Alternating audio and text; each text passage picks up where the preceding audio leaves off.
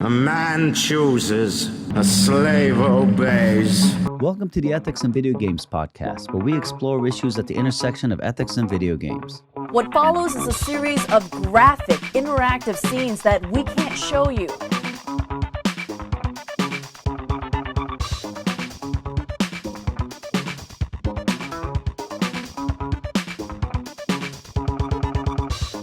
All right, so Andy, usually when people talk about censorship, they mean government censorship. I see government censorship as really only one type of censorship, right? Companies can censor their own products and services, right? Sometimes they do this because they're worried that it'll offend people if they don't censor. Sometimes they do it because they think it's just the right thing to do, right? That it would just be irresponsible to release the kind of product they have to the public sphere. Now, in video games, this could be the game company or this could be the platform, which is what I wanted to focus on today. Sure. Now, lately, there's been a lot of attention paid to what social media companies like Facebook and Twitter, right, should allow or shouldn't allow or should ban on their platforms. And, millions of people all over the world use their platforms. They obviously care what information they have access to. Facebook, if you remember at the beginning, said, look, we don't have any responsibility, right? We're just a platform, right? People they share their ideas. That's all we're there for. They have changed their tune, though, over the time, or maybe they felt like they had to, right? Because of criticism. Can the same be said for gaming platforms like Steam, Xbox, PlayStation, Google Play, Apple Store, and any others, right? What I thought we'd talk about today is what kinds of games or game features should they allow or not allow on their platforms. And I want to say right from the get-go that you might have like a settled opinion on this, but this is like an ethical problem that I am totally conflicted about, right? Really? Totally. Because you're right. I do have a fairly settled opinion about this. I feel like most people do. I feel like this is not. I honestly feel like this is not even an ethical question, but I think we'll get to why that is. Yeah, to me, this is a big ethical question. I'm not sure what Facebook should do. I'm not sure what Steam should do. I am glad that Valve, right, the company that owns Steam, I'm glad that they really had a vigorous internal debate, and it sounds like it was a debate that people were really, really passionate about. Oh, sure. Right? And I think it's understandable, right, why they would have been passionate about it. I'm not sure they came to the right decision at the end of the day, and we're going to talk about, the ups and downs of their decisions. And honestly, I wouldn't be surprised if they reconsider the issue again in maybe a few years or whenever. Right. And, as Steam announced when revising their policy, the harsh reality is that there's absolutely no position that they can hold on this issue that wouldn't make some of their players really mad. Right. Right? So I'm assuming they'd be but really... that's not an ethical issue. So what if they're mad? Fair enough, right? Simply the fact that they're mad doesn't matter. Right? Yeah. I mean, it matters now, obviously it matters if they stop using the service. From a business perspective, of course. But that's a business issue again. So Right. Is it are people hurt if they get mad? Certainly this is not the kind of moral issue that I'm concerned about here. Right? Right. Okay. I mean, I don't think people have a right not to be offended, right? I don't think that's really the issue. But the reason that players might get really mad is because they think that they have a righteous anger against the company because essentially the company is not failing up to living to its responsibilities. Or not playing fair in some way, right? Not playing fair or... Well, it could be either one, right? So the responsibility could be that it has a responsibility to play fair, and maybe it's privileged in some ways of seeing the world over others that's not fair. Or maybe it has other responsibilities like, to protect people, right? To, like, again, when you think about Facebook, right? Think about Facebook. Let's say Facebook from the very beginning of the pandemic had essentially censored any anti-conspiracy, any COVID conspiracy theories, right? Might it be that many more people would be alive today? I would think so. I would put that number in tens of thousands. Sure. You know, if it had, and notice, right? We're talking lives here now. Yeah, we're like some of the strongest things that we can actually talk about. Some of the highest costs we can talk about. Right. And okay, Steam is not Facebook as far as these things go, right? Right. But it's also, but it is the single largest marketplace for PC games. How many millions are we talking about of people that use Steam? Yeah, I'm not sure, but it's huge. Hundreds of millions are we talking about here? Yeah, it's hundreds of millions. We're talking about a huge population that could potentially be affected, right? Mm-hmm. So, right before we started this, you said, "Look, Shlomo, I don't think this is even censorship." So, I want to hear it now. I didn't really hear it before. Sure. I want to hear it now. No, yeah. For as you mentioned, and technically you're correct. Censorship doesn't have to be governmental, but I tend to think about when people say censorship, they're talking about some big organization coming in and banning or preventing another organization from doing something. And when we're talking about Steam deciding what they want on their platform, that I don't feel like that's censorship. When we're talking about a publisher making a decision about what kinds of games they want to have, or a distributor. In this case, they're a distributor. The games that they want to have in their catalog of games to distribute, I don't consider that to be censorship. I consider that just to be editorial control. Editorial responsibilities. I mean, imagine that you built a mall, because basically that's what Steam is. It's a big mall, right? And you can go to all these different places and buy all these different games. Imagine you bought a physical mall, and don't you think that you would have the right to decide what kinds of businesses go into your mall? Oh, absolutely. Except that, with the exceptions, with certain legal exceptions, right? Right. Though, of course, those legal exceptions, right, we can talk about as maybe censorships in their own way. But notice, right? No one is saying that Steam doesn't have a right, to do this. Well, but don't you think that is what people are saying? No, I don't. That's so. But I sort of feel like that's what Steam is saying. I think so. Okay, think of Steam as this private business, right? Right. They have a right to do what they want, right? They have a right to within the bounds of law, but sure, yes. Within the bounds of the law, which, let's say, in a place like the United States is really a lot. Right. Right. They could be a repository for all racist games. Sure. Right. Right. So they have a right to do this, but there's a question whether they have a responsibility, right, to do otherwise, right? So you have a right to be a jerk, but that doesn't make it good to be a jerk, right? Right. Now, notice when you first talked about censorship, right, you said, well, it's one group telling another group what they can or cannot do. And if I'm Steam, if I'm like, I don't know, let's go with, let's say I'm a smaller developer. I don't know. I keep thinking of Epic, but let's say you're a little garage developer. You and your friends are developing this game. Sure. We're counting on the PC market. Yeah, absolutely. Steam is the player in the PC market. And it's the only place and honestly, it's the only place that you can go as a small developer. I mean, you can make your own website and all that, but who's going to know, right? Right. So, my organization made a game. Steam tells me, no, I'm sorry. We feel like, your game goes against our values, right? Right. According to your first definition, right, they are censoring me. They're saying this is a platform for all games except you, or rather, except they're not saying except me specifically, but except the kind of games that you're making, because we're drawing a line, right? Because we feel some sort of responsibility. And notice, how about this, Andy? Would you agree with me that a platform like Steam does have some responsibilities about the content they help distribute? Oh yes, absolutely. Okay. Yeah, so it's just whether this should count as censorship. My opinion is that they have editorial responsibilities and powers.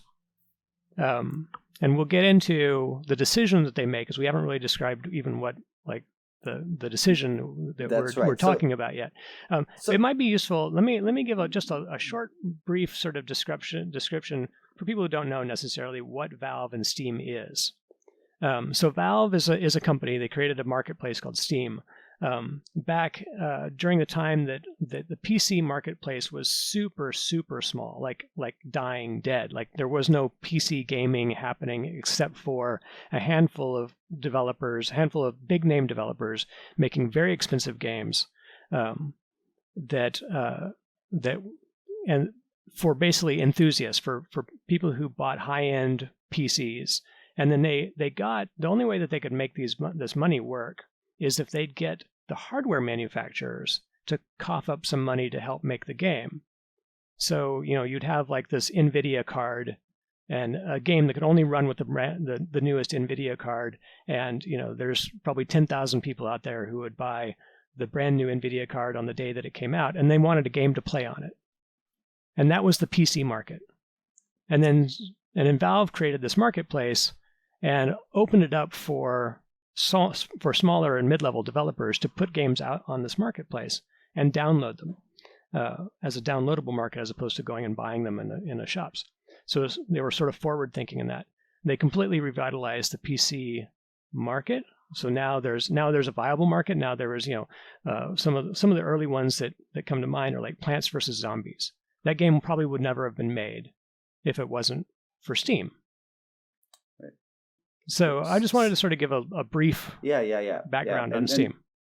And, Steam's power is amazing there, right? Or, their reach, what they've done was really amazing. Yeah. Well, okay, so let's start with this. Let's just start with I wanted to start off with just a bunch of games that were banned by gaming platforms. I thought it'd be kind of just interesting and fun to really quick just kind of talk to them. So let's take turns doing this. Sure. All right. I want to start with Baby Shaker, because I remember Baby Shaker. Baby Shaker was the first app on the iPhone that was banned that I remember. Right. So the idea was pretty simple. It's an app that has a picture of a baby, and and it's a drawing. It's not like a photo. And you shake your phone until the baby dies. And that's the game. If it's a game. Right. And we'll talk about this as kind of one of the issues. Is this even a game? Right? Right. Discover Magazine called it the most offensive iPhone app ever. Child welfare advocates called Apple to protest the game. They were worried that kids would die. Sure. Right? I mean, the worry is very, very serious. Right. Because because that was a thing, right? People would accidentally kill their babies. Baby shaker syndrome. By shaking their baby. They're crying and they're trying to they're trying to get the baby to stop crying, so they shake it. People were imagine it, right? Lives were being lost. Right. And you can I'm thinking of like a 10-year-old, playing, finding this game on their parents' phone, playing it, and then picking up their baby brother or sister. Right. And right. You want to do the next one? Sure. The next one is Smuggle Truck, 2011. You are a player smuggling Mexicans over the Mexico-U.S. border. It was rejected by the Apple Store after civil rights groups and immigration advocates complained that it trivialized the very real dangers of illegal immigrants faced with crossing the border. The developers changed some cosmetic things, and now it is Snuggle Truck, where lovable cartoon animals are being driven from the wild to the comforts of a zoo. I love that.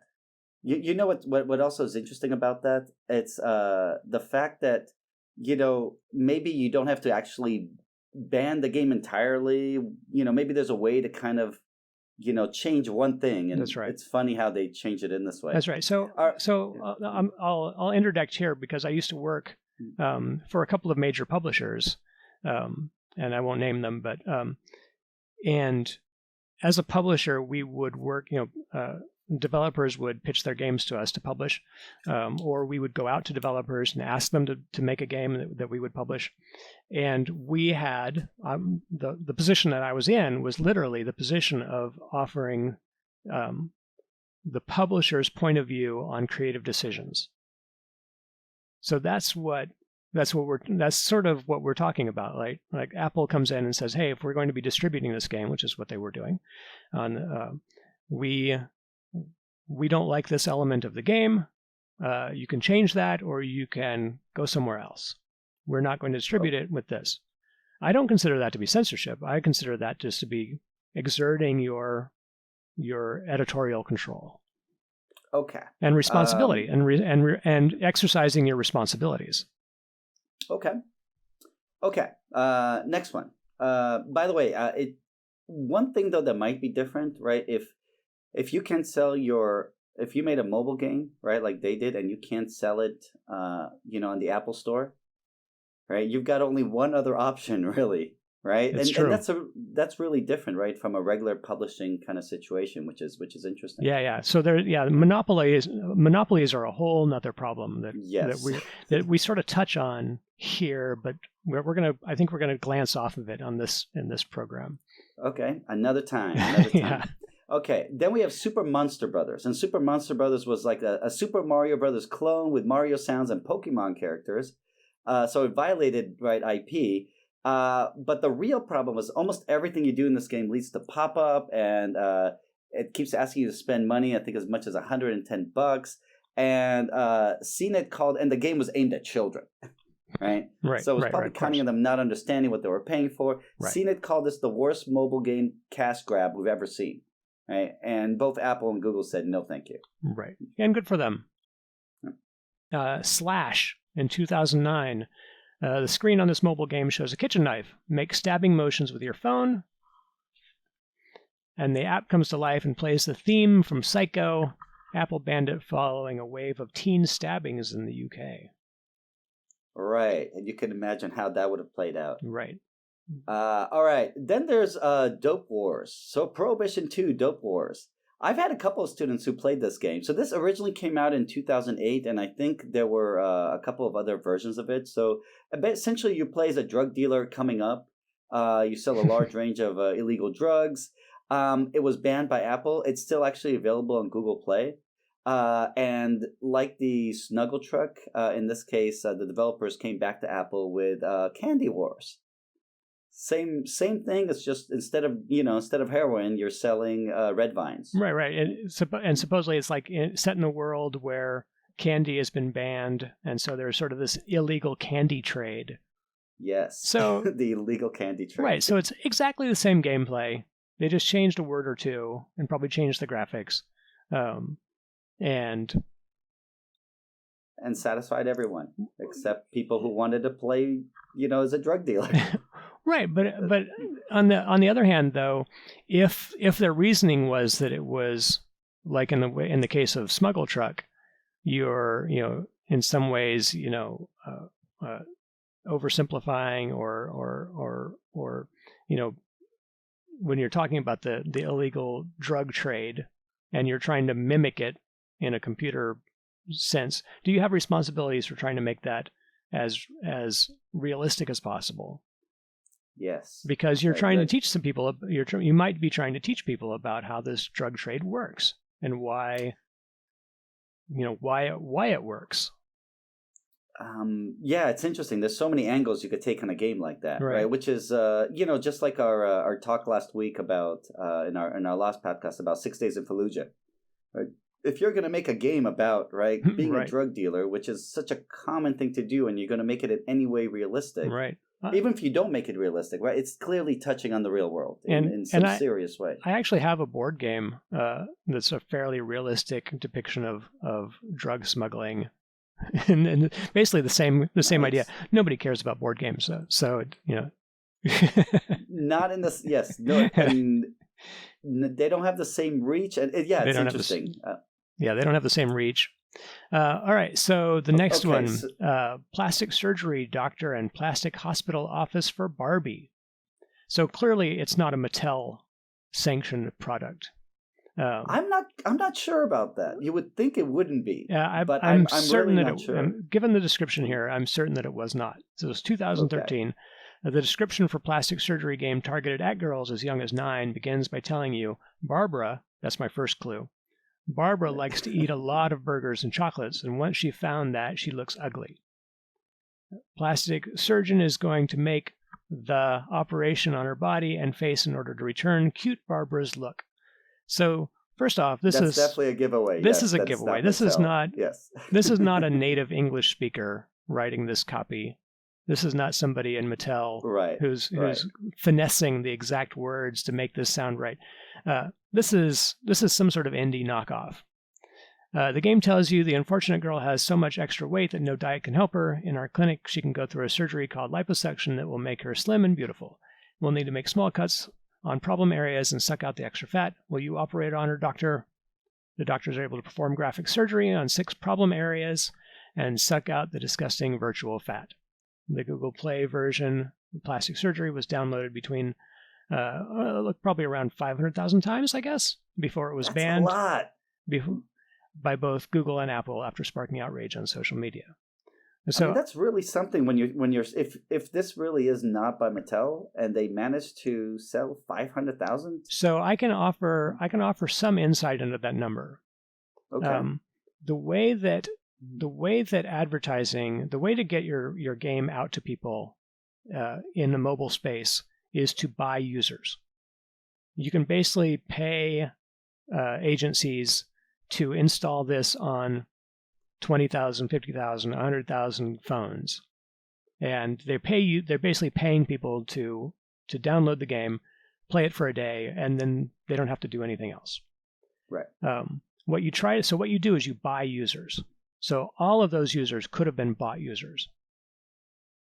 That would be a lot of bot users. That's a lot of bot users, but that's the kind of numbers that you're talking about on these mobile platforms. Okay. So it's not out of the question that these are bot users. Some of them might also have been people who heard about it and went, "Oh my God, this sounds crazy. I gotta check this out." Right. Okay. And just for the sake of like, "Oh my God, what is happening here?" My students told me that there's lots of games kind of like this, though I've never seen exactly anything like this. But there's certainly like where you can make it less, she's ugly, so, we got to give her plastic. I mean, how straightforward this is, right, is really kind of what's amazing here. Right.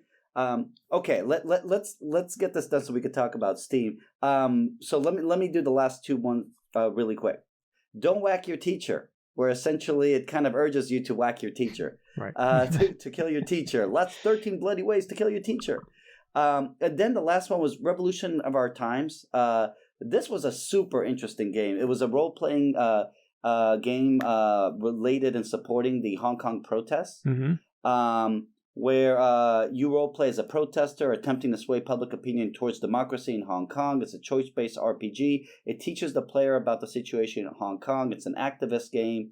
I thought it was a super interesting game. Google suspended it without warning, saying that it was capitalizing on sensitive events, right? Attempting to make money from serious ongoing conflicts or tragedies through a game.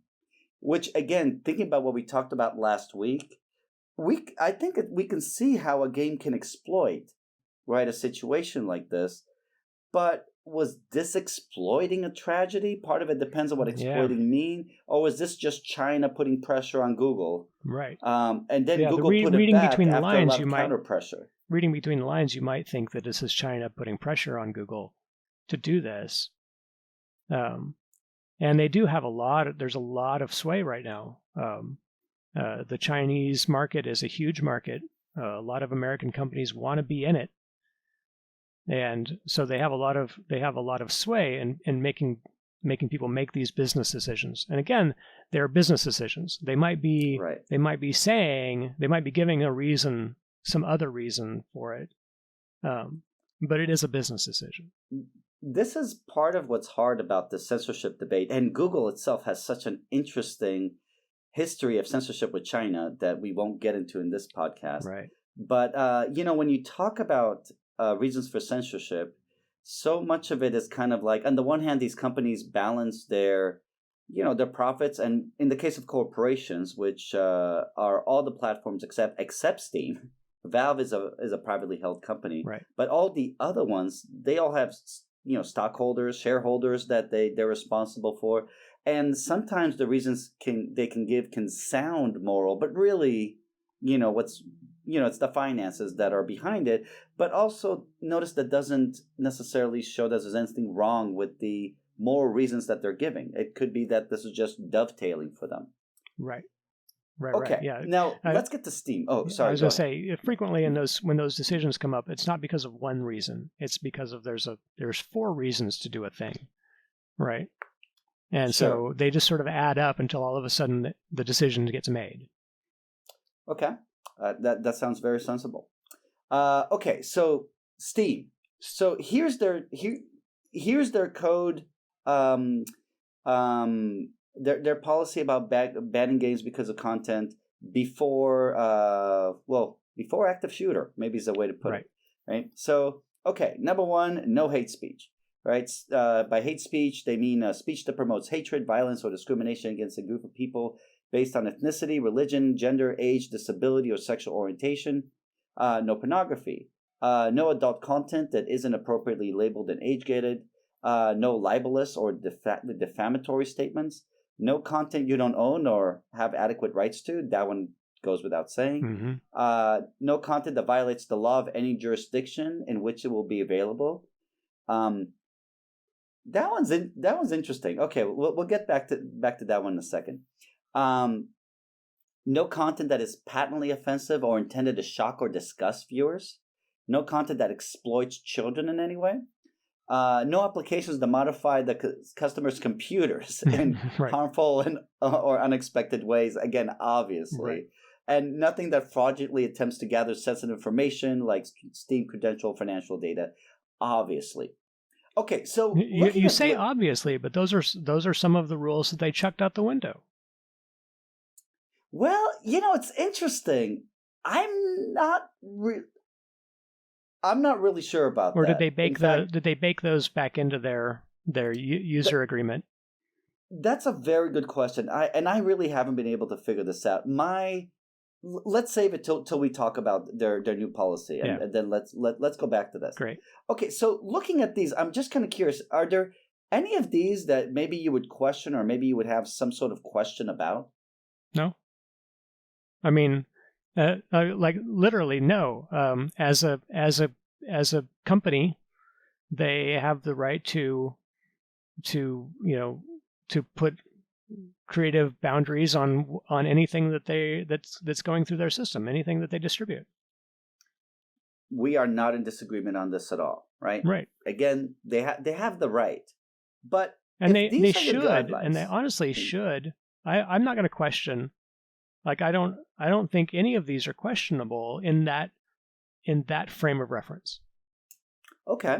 Right, because they're a company that's making business decisions, and this is the way that they're going to basically put a fence around the stuff that is available for you on Steam. Okay, and we've already looked at a bunch of games, right, that we can see are problematic. I think all of which would have been, maybe not all of them. I think, for example, well, let's see, the drug game. Right.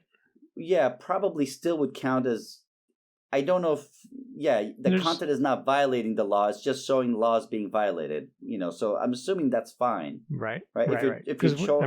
There's millions of games out there like that, big budget games. Right. So if you're going to allow Grand Theft Auto, then you have to allow, right. Right. Notice many of the other ones might not be in here, though. It's interesting, right? The plastic surgery game would certainly be in here. Wasn't there something about creating, disgust? Sorry, unless it's violating IP, right? Oh, right. Violating IP, then it would be okay, right? But in this case, it's not. Right. It's interesting whether the smuggle truck, right? That would fall under hate speech, I'm assuming. Possibly. Right? Yeah. Possibly. Right? Again, we're basing these things on such a small amount of information. We would really need to know these games a little bit better. We need more than that. We need to know what hate speech is. And we need True. to know specifically how Valve thinks hate speech should be interpreted. Sure. So this is where I get into what I think is kind of my problem with this kind of, and every kind of speech code, right? What exactly is hate speech? Right. I get the idea, and I'm supportive of the idea, but it's also a very vague idea, right? Who gets to decide what counts as hate speech? Right. I find, like, in principle, I'm all for it. In practice, what exactly is speech that promotes hatred or discrimination? Right. So notice I can question whether what I'm doing really is promoting these things. Maybe I'm just putting facts in the world. I'm not promoting anything, right? I'm just putting facts that are stating my point of view. Or maybe I think that my speech is not going to really promote anything because games don't really promote any real world actions to begin with, right? Right. Let's just say I think that, right? All right. You'd be wrong. But sure. Well, let's say you think that. Right. But notice, right? There's lots of potential ways that games might lead to real world action. And my understanding of whether this is going to happen might be different than Valve's understanding. And it's not clear to me necessarily that Valve is going to be using that they would have the information on everything. Right. So, they may not have that much information to go on either. Think about the plastic surgery game, right? Would that, for example, have a big impact on the comfort that young girls, it was a game targeted at young girls, right, would have with their bodies? I don't know. There's some research recently that said that sexualized avatars don't actually affect women's perception of their body image. But this is a little more than a sexualized avatar. Right. Okay, so that's one thing, right? What exactly is pornography?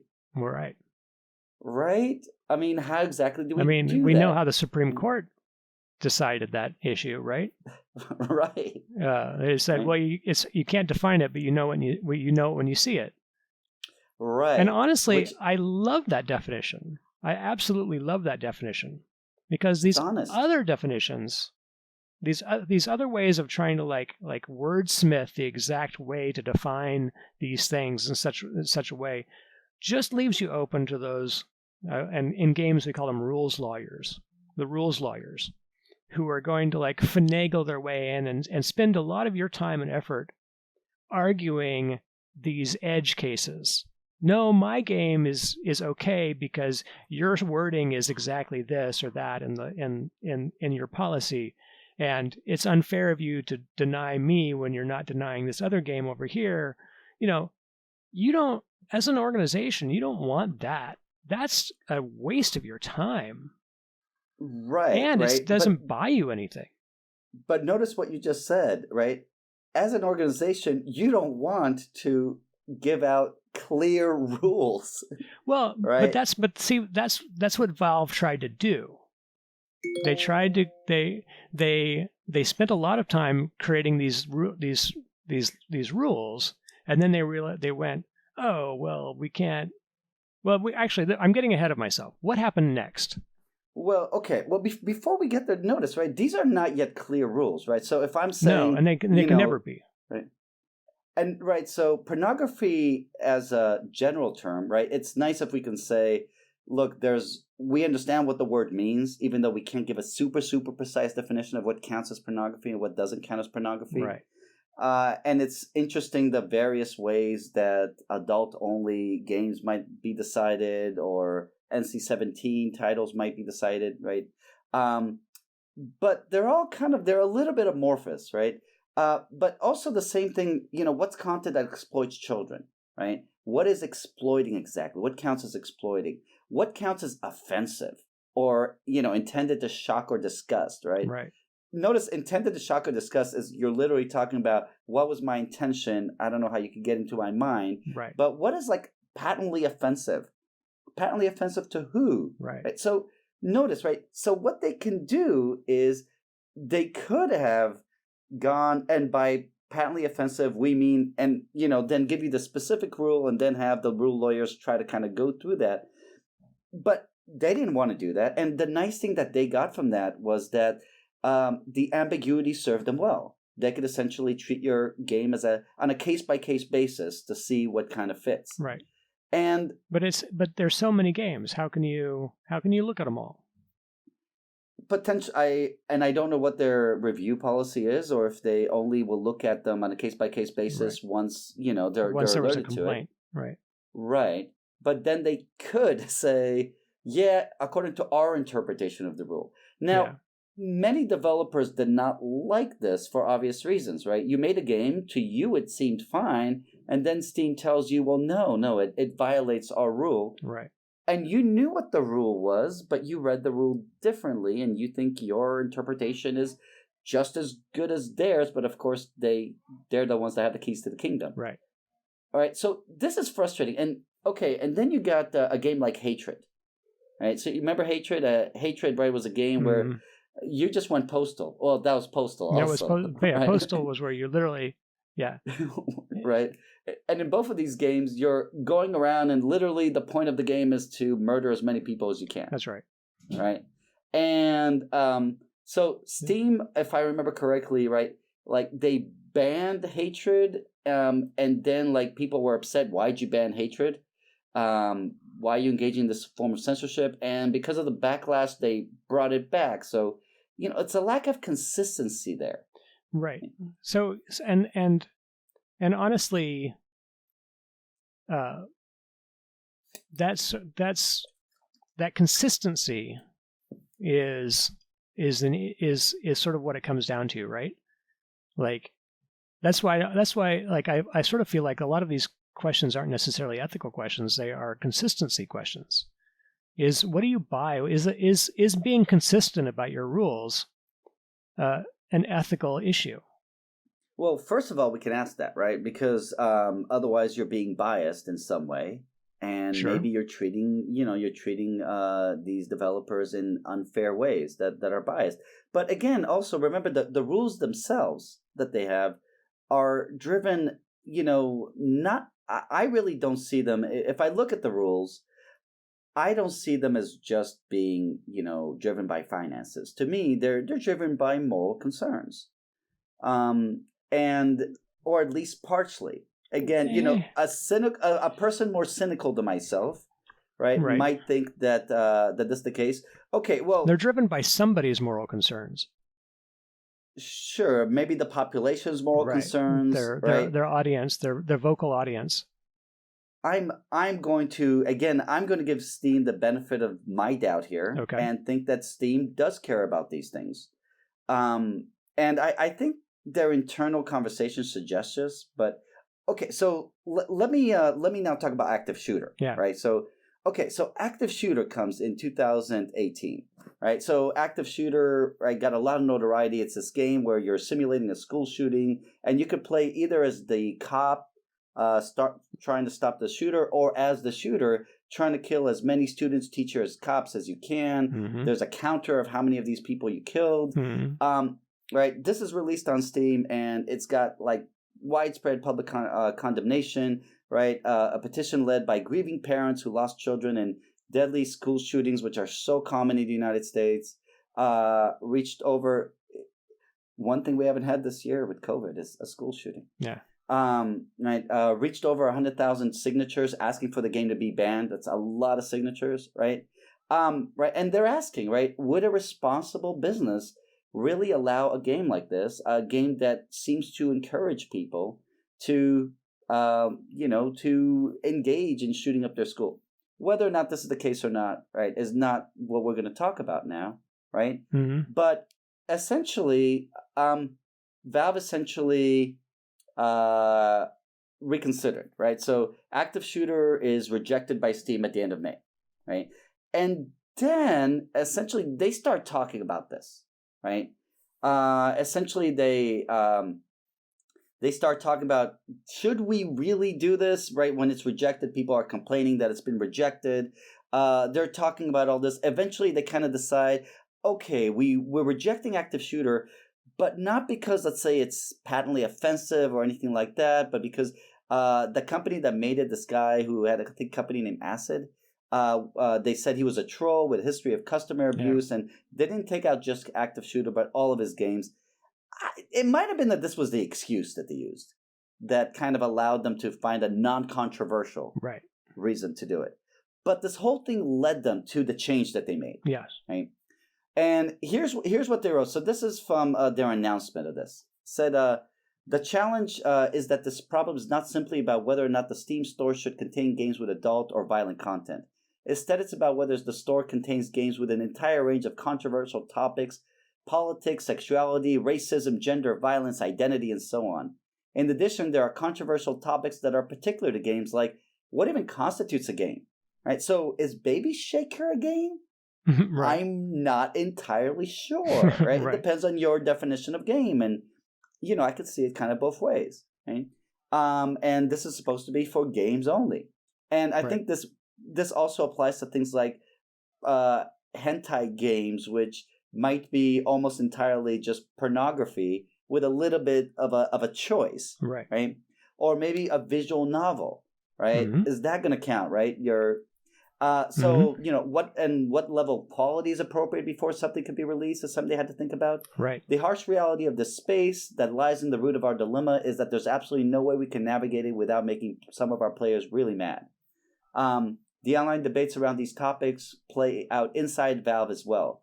We don't all agree on what deserves to be in the store. So when we say there's no way to avoid making a bunch of people mad when making decisions in this space, we're including our own employees, their families, and their communities in that. So it seems like they got into it. So we ended up going back to one of the principles in the forefront of our minds when we started Steam. If you're a player, we shouldn't be choosing for you what content you can or can't buy. If you're a developer, we shouldn't be choosing what content you're allowed to create. Those choices should be yours to make. Our role should be to provide systems and tools to support your efforts to make these choices for yourself and to help you do it in a way that makes you feel comfortable. We've decided the right approach is to allow everything into the Steam store, except for things that we decide are illegal or straight up trolling. Okay, so I'm assuming in the illegal part, violating IP is going to be illegal. Yep.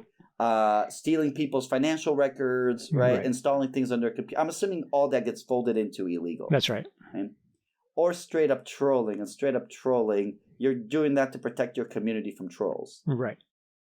I guess, though, is active shooter doing that? So, all right. So let's talk about, they wanted to get away from subjectivity. Right. But straight up trolling is subjective in and of itself. They've had to come back with more clear definition of that. They say designed to do nothing but generate outrage and cause conflict. So again, now we're talking about intent. So now they're still having to guess at intent to figure out what trolling is. Right, which is also interesting, right? Because I could be designed for to do that, and also, by the way, to be fun. Right. Sure. Right. Or to make a point, make a social point, which would also be valuable. Illegal. Eric Johnson, in the same letter, this is the head of Steam at the time, I think still is, but I'm not sure. The legal definitions are too broad or vague to allow us to avoid making subjective and interpretive decisions. So even in the illegal aspect of it, they're still needing to make subjective and interpretive decisions. So they didn't actually buy anything by making this change. Like if their goal was to avoid them having to be subjective. And they're being less subjective, or rather, they're being subjective about less things. Right. They're just trying to have to deal with fewer problems. Right. That's the idea. That's the entirety of this. This is the entirety of this. Isn't anything about ethics. It isn't anything about. It's entirely about his business model of being a completely open marketplace between developers and consumers. Well, that's value. That's his value. That's their value. Right. So you can, mind you, I mean, even this, I see as an ethical decision, where you're going to say, this is the value that we bring to the world. Right. If we censor, right, we are harming the value that we are giving. We are, we're being unfair to people. We would be better for the world. if we just let everything through and not be a moderator here. They would certainly be hurting the value of being the most open marketplace for these things. Right, I honestly don't think that, as much as they talk about, their players being mad and their employees being on different sides of the fence of this, when they ultimately had to come down to this, they came down to how does our business model, what does this say about our business model? Which one of these decisions best suits our business model? And you might say that that's an ethical decision because they brought enormous value to the world by creating this marketplace. Yeah. They created enormous value to the world. But that's not the decision that they're making. So I'm going to call it an ethical if their decision is purely about, look, what can help our business more, right? Then to me, that's not an ethical decision. If their decision is what could help our business more, so it could, let's say, do what it does best for the world. At that point, you're combining the financial with the ethical. Sure. Right? Or hiding behind the ethical. Whichever way you think about it. Again, notice, right? We can play this kind of like, sincere versus cynical interpretation of how they looked at it, right? Sure. All day. But, right, notice, right? Financial, they could be thinking, of course, about what their developers and the players also, of course, think in terms of these things. Or they can take responsibility for themselves, and I see them as probably taking responsibility. But then again, I'm used to having that kind of positive outlook on companies wanting to be responsible. Right. Well, I think that they did make a responsible decision, right? Because it reduced the number of games that they had to look at, which reduced their cost and improve their bottom line, which allows them to do the thing that they're good at, which is to bring this specific kind of value to the world. How is that not exactly what you're talking about? Or it allows them to pocket more of the profit because they seem to be doing just fine without it. Sure. They have fiduciary duties to their investors. They in this case, since they're a private held company, I'm not sure how much of that they we don't have, know who their right? investors are, but they certainly have investors. They certainly do have investors. Okay, but look what happens next, right? Because we still have, so does this mean they are going to allow the baby shakers, in there, right? All these concerns, they are going to allow, so the game ethnic genocide, which we haven't talked about, for example, right? Where the point is to kill all the brown people and the Jews, right? All those racist games are not going to be there, homophobic games. There's the mobile game Pandemic was hugely popular, and that is you're playing a virus and you're trying to kill everyone. Right. Right. Though, indiscriminate, unlike games, so take the game Rape Day. Right. Right. So Rape Day came in, and Rape Day. So there's a previous game called Rape Play. Mm-hmm. And you've heard of Rape Play before? Mm-hmm. Okay, so Rape Play is kind of notorious. I think it came out in 2006 or something. Yeah, it was pretty early. Right. And so Rape Play, right, was essentially an anime type game where you're stalking this mother and her two teenage daughters. Through the subway, you follow them home, you kidnap them, you take them to your home, and then you repeatedly rape them. Right. And it's as graphic as games could be for that time, with the Japanese pixelated censorship thing that they have. Right. Right. Utterly inadequate. The Japanese laws on for their censorship are utterly inadequate. They are very, very unusual. Yeah, I don't think anybody has the laws that Japan has on censorship. It's very, very unusual stuff. But that game pissed off lots and lots of women's groups, right? And rightfully so. You can, right, and it's very easy to understand why, right? You could be worried if that game gets out, if that game gets lots of distribution, it could do lots of things. Let's say the easiest one might be lower norms among certain people for the possibility of raping, right, and then causing more rapes, right? And notice, right, this idea of harms that could come out of this, right? How many, if you allow baby shaker, right, and one baby dies, is that enough, right, to ban baby shaker? What if 100 babies die? Or what's your, and what about, women being raped or sexually harassed? Or so you have this kind of thing, and it kind of seemed like, well, okay, so can you now buy rape play on Steam? Currently, you can't, as far as I understand. Are they going to allow it? So what happened is the next game that came, so they had a bunch of pornography that now you can have on Steam. Sure. And somebody mentioned, does this mean I could just have videos, like just straight up movies with a gaming element, and now I can just, Steam can become like a big distribution for pornography. That's right. And maybe if it's age gated, I'm not really sure. But okay, so Rape Day came in 2019, right? So in Rape Day, you've got this visual novel where you're playing a menacing serial killer rapist in a zombie apocalypse, right? And you are literally encouraged to rape women, right? That's how you move the plot forward, by raping women, right? Besides rape, the game also has incest and necrophilia. And it was, maybe not surprising, was released during the Me Too era. Okay? So it seems like that game should be fine according to their policy. But okay, here's what Valve does, right? The game is released. It's listed on Steam in February 2019. There's a big public outrage about it, right? And it should be available for sale a couple months later. Valve on March 6th essentially releases the following. They say, "Today we've decided not to distribute this game on Steam. We think this decision warrants further explanation." You're right. It definitely does. Yeah. Right? Based on what happened literally a year before, it warrants a lot of explanation. Yes, you said we could do all this, right?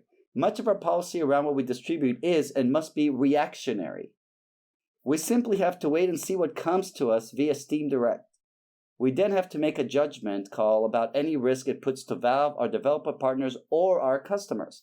It's interesting, by the way, that they did not say, or the public. Right. I don't know if they didn't think this. Personally, to me, they obviously have a responsibility towards the public. Right. But I don't think they're thinking it. Otherwise, they would have added it. Well, I don't know. It's also maybe... It's maybe also a legal issue if they show that they're aware of the potential danger to the public. Right. Sure. Maybe then they're being reckless if they release it. I'm not really sure. Sure. Okay, that makes sense. Again, I look for honesty. I give people the benefit of the doubt here. We then have to make a judgment call about any risk it puts to Valve, developer partners, or customers. After significant fact-finding and discussion, we think Rape Day poses unknown costs and risks and therefore won't be on Steam. Okay, so notice they didn't even say what costs and risks. They just said unknown. Yeah. So Steam is not going to censor anything that isn't illegal or trolling, but they also have to weigh the risk of any game to Steam on their company, developers, customers, or maybe also society. Yeah. What does that mean to you? To me? In terms of what is their their policy is, and as they're developing the policy even now, right? This is still pretty new, pretty young. It's only a year and a half old now. Their policy will end up being, and I can predict this with some clarity. We have some standards, and games have to match our standards. And that will be the end of that, and that'll be the end of that discussion. That sounds like in this country we have laws. Well, right. And that's the end. That's the end of our Constitution. Right. Or how about this? How about you can be an employee until we don't want you to be an employee. That's California. That's we live in a state where your employer can fire you for any reason. Right. This is an American policy, and specifically right? So this. it's not Well, just yeah, but I California, mean, we're in California, so but Right, it is So, a California. work It's at will, a I think. California law, and there are other states also have it, Right. but it's not a Right. U.S. policy. It's a state by state policy. We live in what they call a right to work state, which means right to get fired for any reason. Now you can take them to court if you think that there's a handful of reasons that are not legal to be fired for, and you can take them to court if you can prove it. But you have to prove that that's the case. That's what they're going to do. Yes. That's the only way they can do this. That's the only way they can resolve this. But how is this similar to, right? In that case, that's actually a pretty cut and dry law, right? As far as the rule, right? The company can fire you for anything. Now, this guy. So they'll just say, we reserve the right to stop publishing a game for any reason. Okay, fair. So Super notice fair. This is. Let's put this as future Steam policy, right? So we have their old policy, which is a traditional policy. We have their new policy, which they seem to have backed down a little bit on. And to me, I want them to back down off it. I don't. I do worry about the kind of harm that you could bring to society through certain kinds of media. But then if this is going to lead us towards we have some rules, and our rules is we do whatever we want. Well, don't you have a responsibility to developers before? Especially if you have virtually a monopoly on the PC market. You have responsibility. Right? Your developers will need to know they'll need guidance, right? And that's what the laws are. That's what policy is for, is to give you guidance. And they might have some pages of guidance. Government does this all the time. They have a law, and then they have guidance. So here's what to expect from the law, from the way that we're going to do this, that we're going to implement this law. Here's some guidance. Well, that sounds great, Andy. That's what the original policy was. Mm-hmm. The rule is that we're going to do whatever we want. But here's some guidance to let you know what we're thinking about. Right. So are they better off? Is the more moral choice here, and I don't know if you want to answer it this way. Maybe you just want to say if they're better off. But, it seems to me, if you're going to say, if this is the right kind of balance to say, look, ultimately, this is just not the kind of thing that we can make a rule about. We have some concerns, and here's where our concerns are. And, we're concerned about, and again, I would like them to be kind of clear that their concerns include concerns for not just their customers and not just their developers, which are really important, but also society, and, also their employees who want to have pride in the kind of company that they work for. That they have concerns, and here's what these concerns are, and ultimately they think no rules will work exactly, but we want you to develop with these concerns in mind, and then we'll make a decision. Does that sound like the most fair way for you to you? Yeah, to go I do, about and this? I think it's also the cleanest way to do it. And and here's the reason why fairness isn't so much, but when you talk about responsibility, and I do think that these companies are responsible. I was reading a quote about Facebook. Facebook is going through this issue right now, right? And even including Senate hearings. Mark Zuckerberg said to the Senate, "I agree that we are responsible for the content, but we don't produce the content." That is precisely the place that Steam is at. They're responsible for their content, but they do not produce their content. Sure, they are, but they do make a choice about what content stays there, right? And they can't not. right? They cannot not make so they have to own it. What they tried to do, what I feel like they tried to do in 2018 was not own the content. They tried to step away from the ownership of the content. And Facebook did the same thing. Facebook and Twitter, they both, in 2018, they were, oh no, we're hands off. We don't have anything to do with what people post on 2016, right? We don't have anything to do with what people post. And we're finding that first off, it's not true. And second, they can't avoid, they have to be, if you had a newspaper and you have an opinions page, you don't let any, you don't take random letters from the street. You have editorial standards, you have editorial content, you have editorial control over this.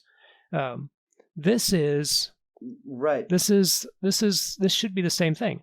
Sir Martin Sorrell, who created one of the biggest advertising agencies in the world, has opined on this. He says it's always held the view that digital publishers are publishers and they must act like publishers and be responsible for their content. People need to own this. This is the ethical and responsible thing to do, is to say when you've created a venue, when you've created a place for people to speak, to create anything at all, and you are the one basically putting it out there, helping them get it out there for people to look at. You have some responsibility for that stuff.